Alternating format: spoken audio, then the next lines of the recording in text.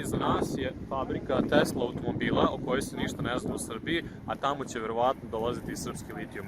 Zbog ovoga je bitno da se govori o tome gde tačno u Evropi ide litijum i zašto nas Evropska komisija na osnovu dokumenta koje je objavila Bojana Novaković, gde se vidi da je Evropska komisija uslovljavala evrointegracije Srbije, treba zbog toga upravo da se govori o ovoj fabrici iza mene. Ona će u početku proizvoditi preko 500.000 Tesla automobila, a krajnjem njen kapacitet će biti preko 2 miliona Tesla automobila, električnih automobila sa baterijama na litijum godišnje. Dakle, ova fabrika je jedan od primera širom Evropske unije gde se sada stvaraju tržišta gde će zapravo litijum iz novo nađenih nalazišta, poput srpskog, poput Jadra projekta, ići i gde će se taj litijum eksploatisati, gde će se on slati na kraju.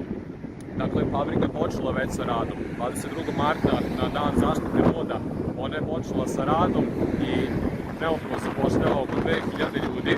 Ovdje možete vidjeti, dakle, ovo je deo gde će se baterije na litijum obrađivati ovde. Tamo je za produkcione hale za proizvodnju koje su ofarbali zbog otvaranja 22. marta, dakle pre manje od mesec dana. I to treba uzeti zajedno sa činjenicom da je otkriveno da Nemačka i Austrija šalju mašine, dakle kompanija TNT i Thyssen šalju mašine za Srbiju, a na sajtu Rio Tinta i na osnovu Vučićevih izjava vidi se da taj projekat nije i dalje gotov i da će se tu još dosta stvari dešavati, a ukoliko čak ni Rio Tinto ne dođe u Srbiju, može neka druga kompanija. Zbog toga je, kažem, bitno da se cijelo ovo postrojenje snimi, da se vidi šta se ovde dešava i takođe da se dogovori problemima koje se ovde isto pojavljuju. Dakle, ovde se pre svega zapošljavaju građani iz Češke i Poljske koji rade za minimalnu nadnicu i ponekad čak i za manje od minimalne i gde Tesla, odnosno Elon Musk, američki krupni kapitalista, ne plaća faktički gotovo nikakve takse i poreze. Takođe, ova fabrika je dignuta faktički bez bilo kakvih građevinskih dozvola.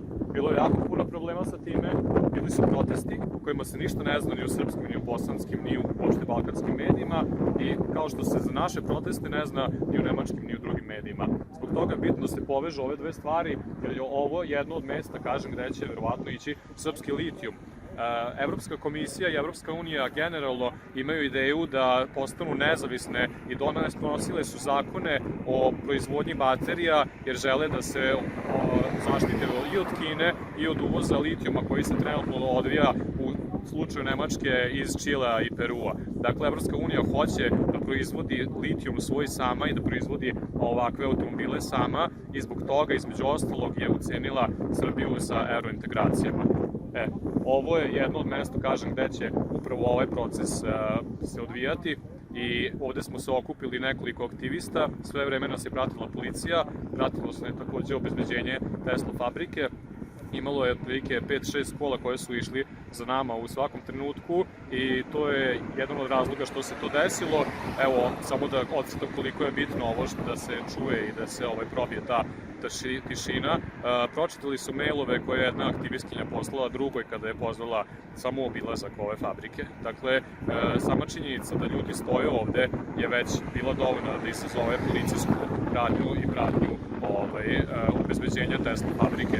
A to sve treba govoriti zato što je bitno uopšte postaviti pitanje koliko je ta takozvana zelena tranzicija i zeleni rudnici uglja, koliko je to, da prostite, ispiranje mozga, a koliko je zapravo realnost i koliko je jedna ideologija.